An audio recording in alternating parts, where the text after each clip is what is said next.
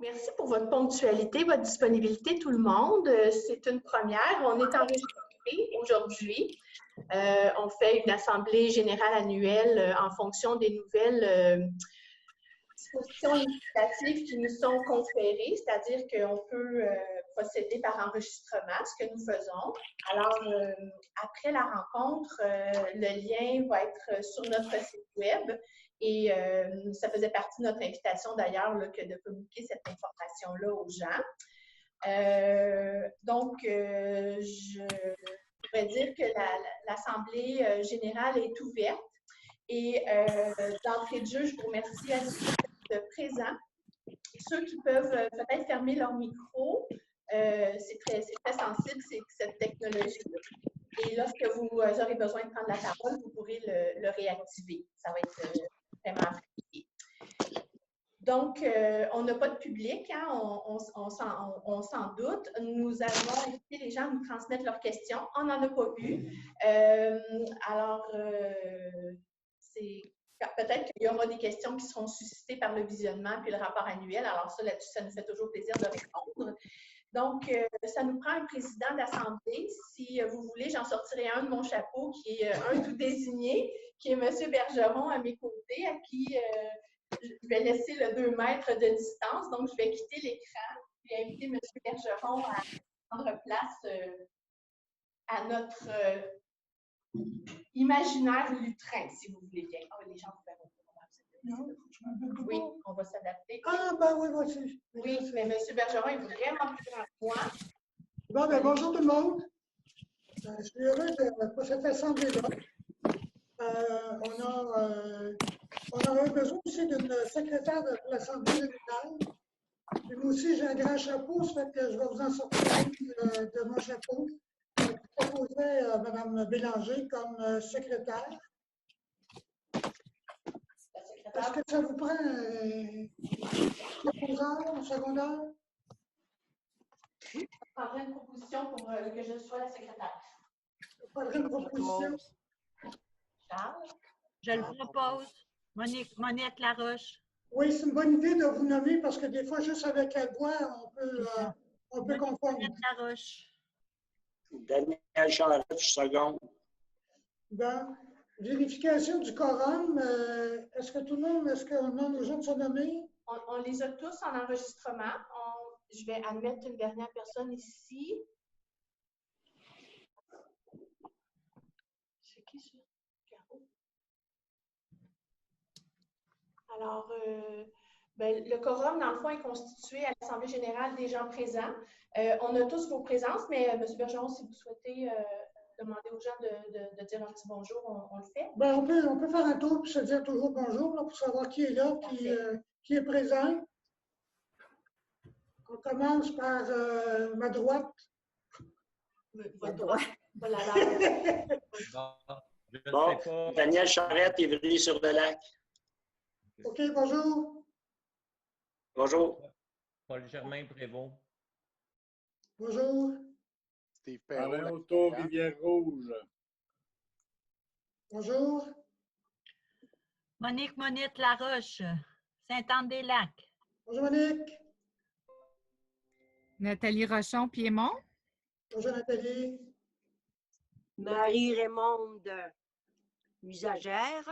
Bonjour, Madame Dujagère. Jean Archambault. Salut, Charles.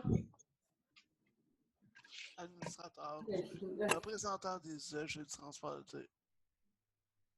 Isabelle Daou, la MRC des Laurentides. Bonjour, Isabelle. Ça va bien? Tout le monde? Bonjour. Gloria Frappier, Association des parents d'enfants handicapés des Hautes-Laurentides et une usagère ici. Ah, c'est bien.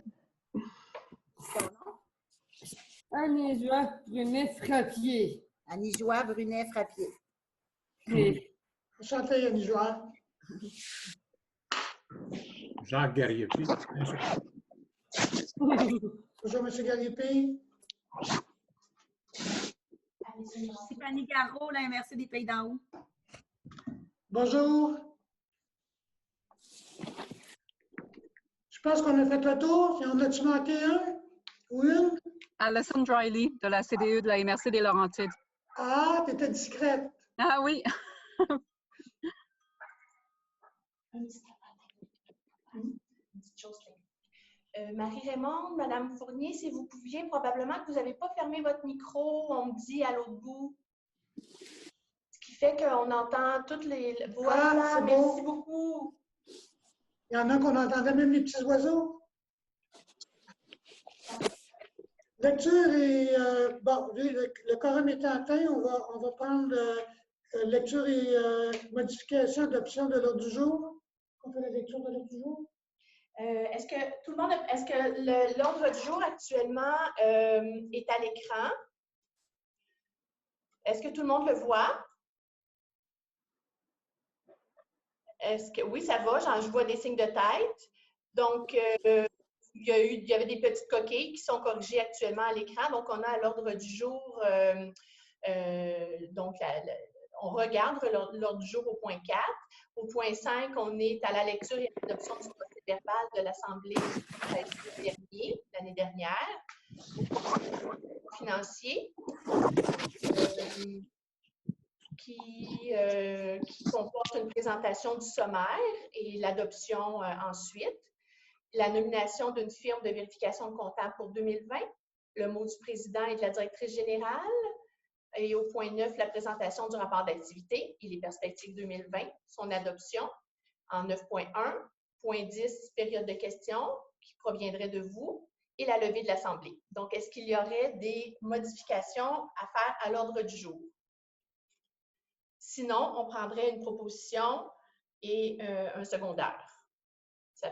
Alors, Madame Laroche, on vous voit pour proposer. Ça propose. Secondé par? Jacques Gariepi, Saint-Sauveur. Si vous voulez vous nommer, parce que oui. C'est petit sur l'écran. Hein? Merci de vous. Ça va bien comme ça en vous nommant, effectivement. Alors, on peut donc procéder à la suite du déroulement de l'Assemblée. Donc, le point 5, c'est lecture et adoption du procès verbal de l'Assemblée générale du 13 juin 2019.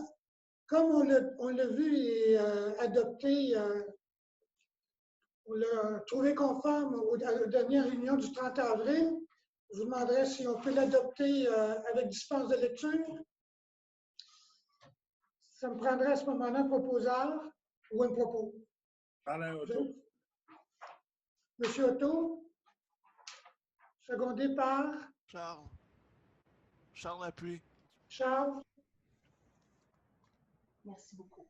Je vous remercie. On passe au point 6, qui est le rapport financier audité pour l'exercice se terminant le 31 décembre 2019. On a comme présentation, également au dernier conseil, on a regardé, on avait une présentation du rapport financier audité et on l'a accepté. Donc, c'est-à-dire le conseil l'a accepté, on est en assemblée générale, donc je demanderai quand même à Annie de vous faire une présentation sommaire du projet, c'est-à-dire du rapport financier. Alors, je l'ai placé à l'écran. Donc, c'est aussi M. Bergeron est plus grand que moi, excusez-moi. Dans le fond, à notre assemblée du conseil d'administration du 30 avril dernier, on a eu la chance d'avoir M. Amia Gelina qui nous a fait l'ensemble de la présentation des états financiers. Ce que vous voyez ici à l'écran, dans le fond, c'est le sommaire. Et donc, au dernier conseil, là, les membres étaient unanimes là, sur l'intégrité de l'information qui était présentée, mais pour le bénéfice de nous le rappeler aussi en synthèse et pour les gens qui pourraient visionner, je vais faire avec vous un petit survol. Donc, la première partie que nous voyons, ce sont nos revenus. On se rappelle qu'on distingue toujours la partie budgétaire, financière du transport adapté et celle de l'Inter.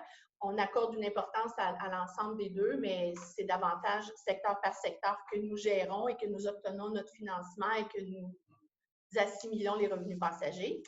Donc, en transport adapté, cette année 2019, on a eu 1 195 845 de produits.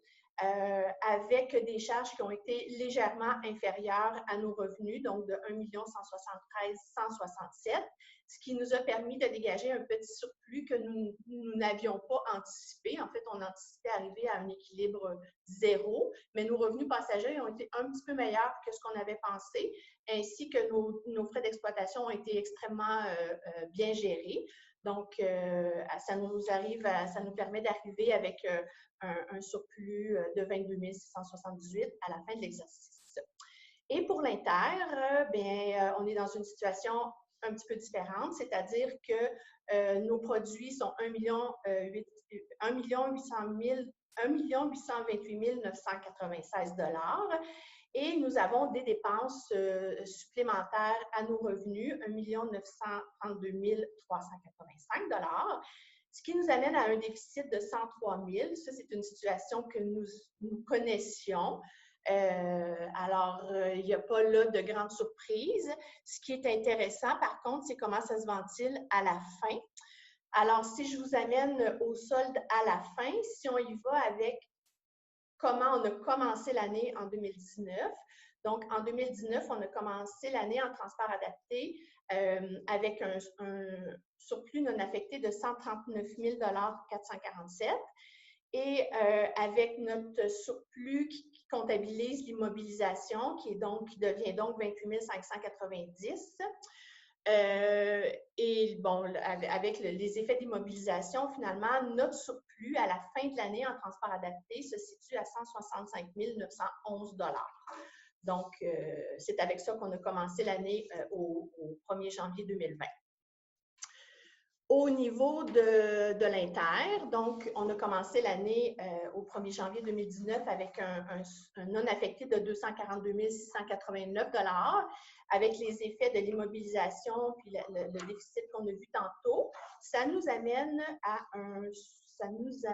à finir l'année avec un surplus de 170 065 $ au final. Alors, c'est une situation financière, je vous dirais, qui est précaire dans la mesure où c'est quand même pas des gros surplus par rapport au niveau de dépenses que nous avons. Sauf que je vous rappelle que ne sont pas comptabilisées là-dedans en transport collectif les nouvelles subventions qui nous ont été annoncées par le ministère des Transports qui sont récurrentes à 2019. Donc, on devrait voir dans nos coffres un 300 000 $ cette année supplémentaire, c'est-à-dire 150 pour l'année 2019, qui n'est pas comptabilisé dans ce que vous voyez, puisqu'on ne l'a pas, puis on n'a pas de confirmation officielle. Et on devrait avoir donc la même chose pour 2020. Et avoir cette somme-là de façon récurrente. Alors, voilà pour le sommaire de l'état financier. Est-ce qu'il y aurait des questions? Alors, s'il n'y en a pas, puisque nous l'avons vu en détail avec M. Amillotte, maintenant que la présentation est faite, ça nous prendrait une adoption de ce rapport financier complet. M. Garipi comme trésorier en plus. Nathalie Rochon, j'appuie. Merci beaucoup. Et dans le fond, est-ce que vous y allez, M. Bergeron? Oui, je vais y aller. Alors, je vous passe M. Bergeron et je me mets à 2 mètres. C'est le mot du président, mais c'est de nouvelles. Nomination de la firme comptable. Oh, excusez-moi, une chance qu'Annie est là. Nomination d'une firme de vérification comptable pour 2020. On a discuté au CA, ça me prendra une proposition pour la firme. Annie Angelina. Je propose Steve Perrault. Steve Perrault. Alain Auto, je seconde. Alain Auto. Et enfin, on est rendu au mot du président. Vous voyez, c'est une nouvelle façon de faire l'Assemblée générale. On est dans une période qui ne ressemble pas du tout à 2019. On est en période de la COVID-19 plutôt. Ce qui nous va nous amener une année 2020 avec des nouveaux défis. Ceci devient, ce n'est pas propre à notre organisme. Tous les organismes devront s'adapter à cette nouvelle réalité. Pour commencer, je vais le faire à la fin, mais je vais le faire au début parce que je pense que c'est très important. Remercier le conseil d'administration parce qu'à travers toutes les démarches qu'on a faites, vous avez toujours été présents, vous avez toujours été supportants. Notre directrice générale également, je veux dire, nous a préparé une assemblée. Elle a dû faire preuve de beaucoup d'initiatives pour nous préparer une assemblée générale sous un autre format. C'est une collaboratrice hors pair et je peux compter sur elle. Ça facilite énormément la tâche d'un président d'avoir une telle personne. Donc, plongeons-nous donc dans la rétrospective 2019. Cette année, je suis particulièrement active en représentation diversifiée afin de faire valoir les besoins de financement auxquels nous faisons face. On se rappelle que le principal élément dont on parlait, c'est-à-dire que nous, on est un transport qui dépasse en nombre de passagers les subventions qui étaient reconnues. Donc, on demandait que ça soit déplafonné et qu'on reconnaisse l'excellence du transport. Dans ce cas, on peut dire que la mission a été accomplie pour le transport collectif, puisque le MTQ a revu son maximum de financement de transport collectif, c'est ce qui correspond à des nouveaux fonds de 150 000 $, ce qui nous permet de sortir de la période transitoire qu'on avait depuis l'instauration des nouveaux Novabus. C'est un début. Malheureusement, pour le transport adapté, rien de concret malgré nos représentations. Nous avons eu une année importante en termes de développement et de reconnaissance du milieu. Nous avons obtenu des sommes provenant du Fonds de rayonnement des régions, le phare. Le TACL est ainsi mandataire du projet d'implantation d'une plateforme de covoiturage réunissant 5 MRC, soit Pays d'en Haut, Laurentides, Argenteuil, Rivière-du-Nord et Antoine-Labelle. L'ajout de cette option sera un atout à la mobilité des gens des Laurentides et une réponse aux besoins exprimés par de nombreux citoyens. Nous croyons que les plastiques dans les véhicules font partie de la solution à la mobilité et à la diminution des gaz à effet de serre. Seconde subvention provient du plan d'action gouvernemental pour l'inclusion économique et la participation sociale. La MRC des Pays d'en Haut et la MRC de Laurentides soutiennent ainsi un projet de géolocalisation des taxibus, une solution numérique contemporaine pour accéder à ce service encore trop sous-utilisé. Pour sa part, la MRC des Pays d'en Haut, par la table de concertation des Pays d'en Haut, a priorisé 4 autres projets en transport, soit l'installation de 5 supports à vélo pour les taxibus, un projet d'agents multiplicateurs, soit des gens qui seront des ambassadeurs du transport collectif, du transport ponctuel pour une clientèle vulnérable et un projet pilote de transport porte-à-porte pour des gens aux prises avec une situation de perte d'autonomie ou de convalescence. Ces projets sont le fruit d'un travail de partenariat continu et d'une mobilisation dynamique d'équipe du TACL.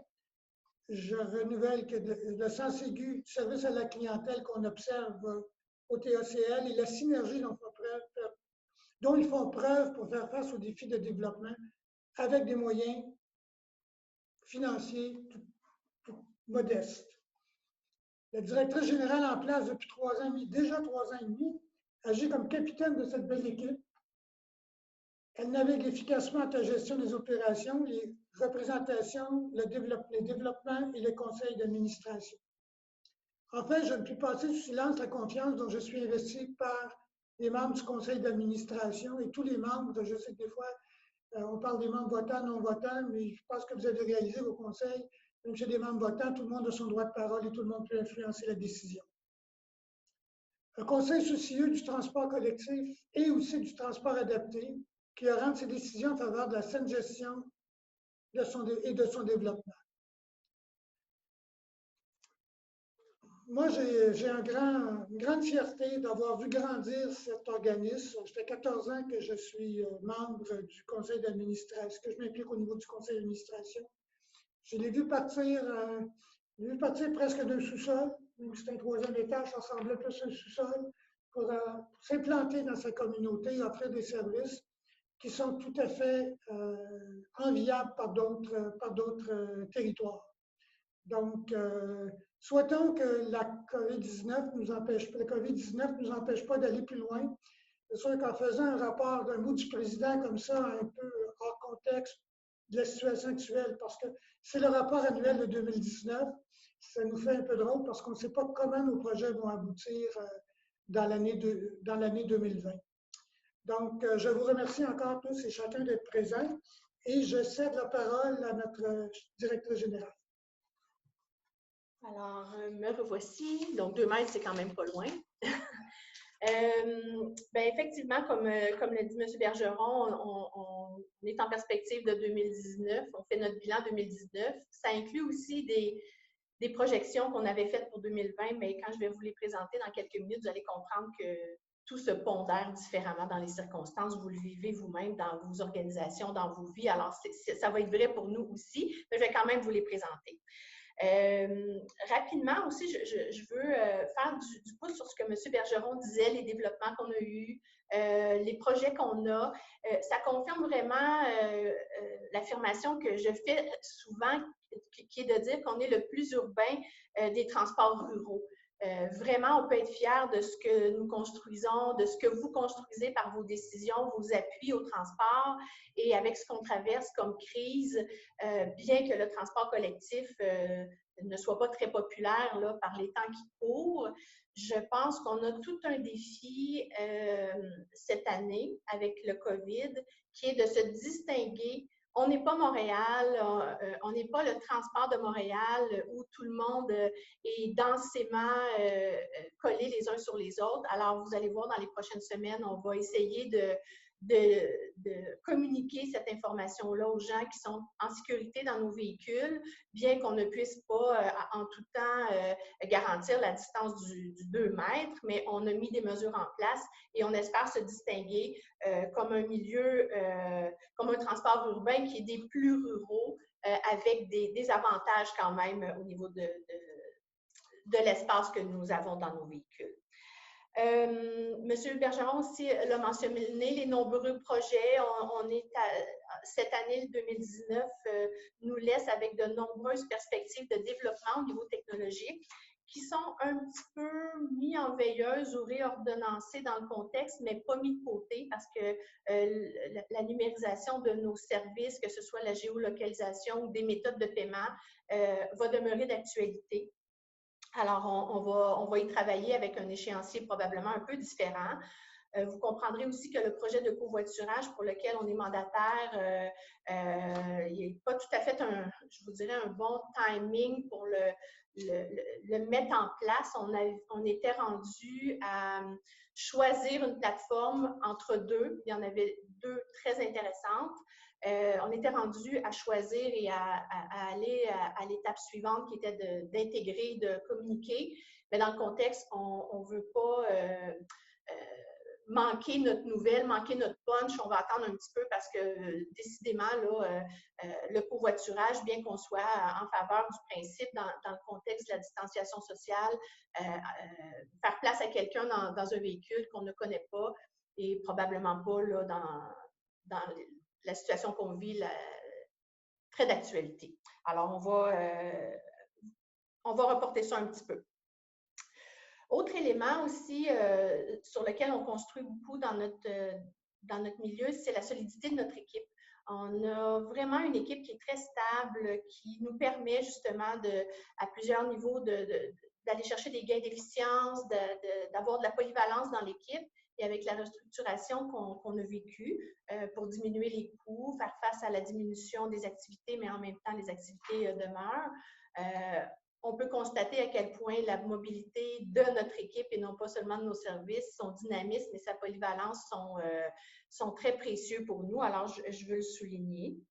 Cette année aussi, on a la chance d'avoir signé une belle entente avec la Ville de Prévost.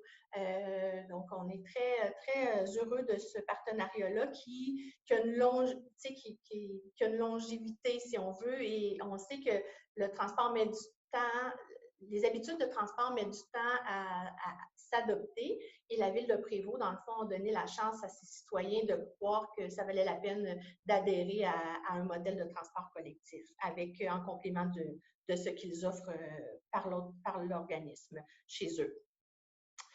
Essentiellement, un petit mot aussi sur nos fournisseurs de services.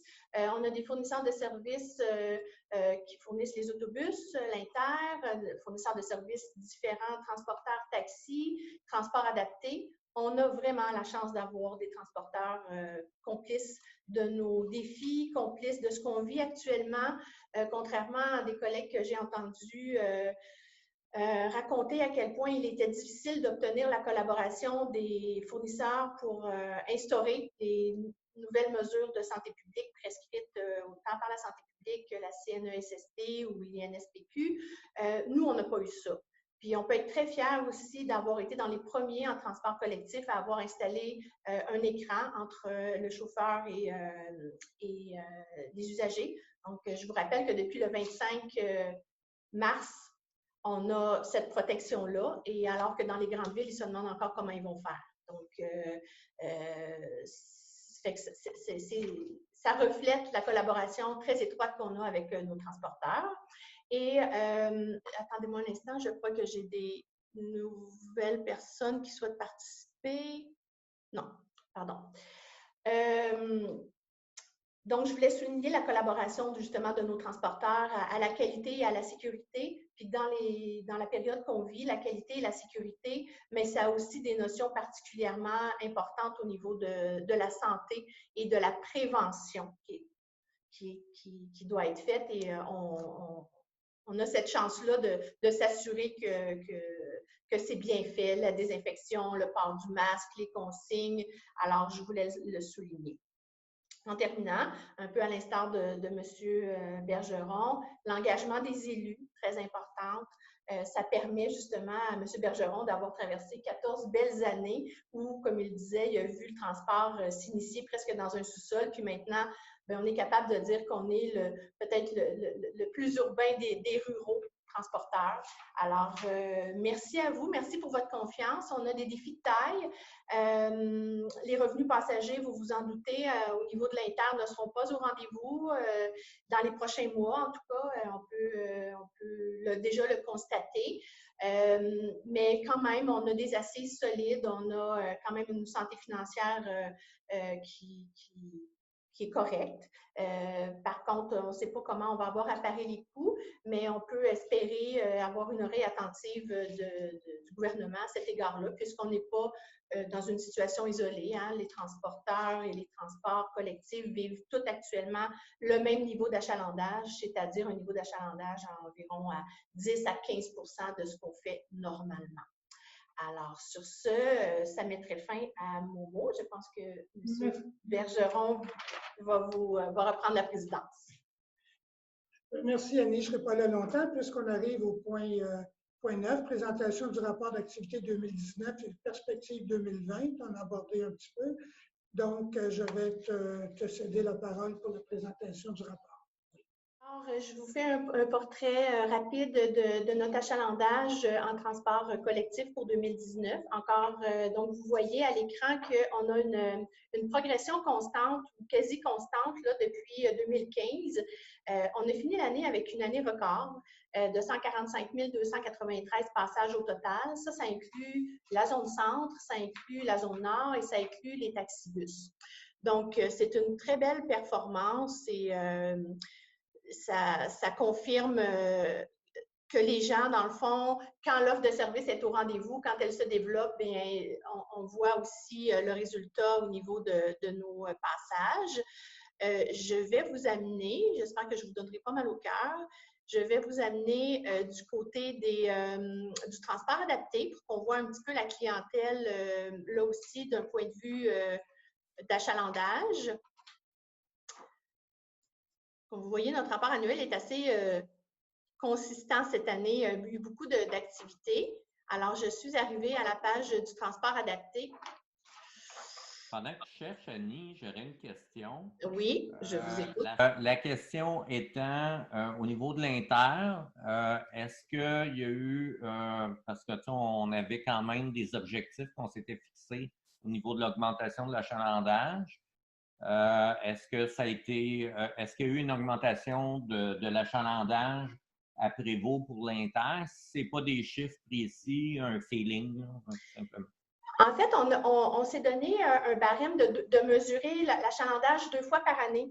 La dernière fois qu'on l'a mesuré, si je ne m'abuse, c'est en janvier de cette année et il y avait effectivement une augmentation d'achalandage.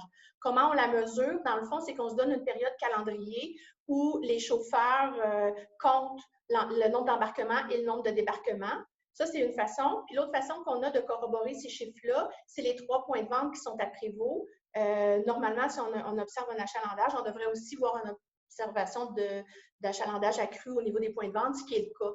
Donc, fait qu'on s'est donné des... Fait que oui, à chaque fois qu'on a mesuré, on a pu constater un accroissement de l'achalandage. Quand je parlais aussi des éléments technologiques, une des choses qu'on va apprécier à avoir dans les outils technologiques, la question que vous vous posez probablement que la plupart des maires et mairesses dans lesquels le transport circule voudraient savoir ce genre de données-là. Puis dans les outils technologiques qu'on regarde, on espère avoir un comptage intelligent en fonction de la géolocalisation. Mais pour le moment, je peux vous répondre par un comptage manuel qu'on fait périodiquement. Alors, je vais prendre les questions après cette analyse-là rapidement des statistiques au niveau du transport adapté. Donc, en transport adapté, on a une situation qui est sensiblement différente du transport collectif. On a une baisse d'achalandage qui se qualifie là, de légère, mais assez constante. Si vous voyez ce qu'on a devant nous, dans le fond, entre 2015 et 2019, il y a une variation. Là, on est plutôt à la baisse qu'à la hausse. Et cette année, ce qu'on a enregistré comme baisse d'achalandage, c'est presque 5 %. C'est un pourcentage qui s'observe à l'échelle du Québec. De façon générale, le transport adapté n'est pas en hausse d'achalandage pour toutes sortes de raisons. La clientèle est vieillissante, les gens sont plus autonomes, il y a plusieurs personnes qui ont appris, qui ont développé des habiletés à prendre le transport régulier. Bon, il y a plusieurs considérations et dans notre région particulièrement, le vieillissement de la population qui se retrouve un peu plus au nord avec la clientèle historique qui était hébergée au CHCR Antoine Labelle. C'est une clientèle dans le fond qui progressivement décède et on ne voit pas ce type de clientèle-là cogner à nos portes nécessairement. Alors, c'est une baisse qui est quand même assez constante au niveau du Québec et chez nous, ça se concrétise là, avec 36 770 usagers qui ont été admis au transport adapté et donc c'est le nombre de passages total que nous avons fait. Et si je vous glisse un petit mot sur nos transports institutionnels, ce sont des transports qui s'ajoutent à ceux qu'on fait pour notre clientèle admise. Je vous rappelle que pour être admise au transport adapté, il faut avoir un handicap et c'est selon la politique du transport adapté. Mais on peut aussi faire d'autres types de transports pour des gens en perte d'autonomie qui ne sont pas nécessairement passés par le circuit de l'admission en transport adapté. Et on en a fait cette année à la hauteur de 9 866 déplacements.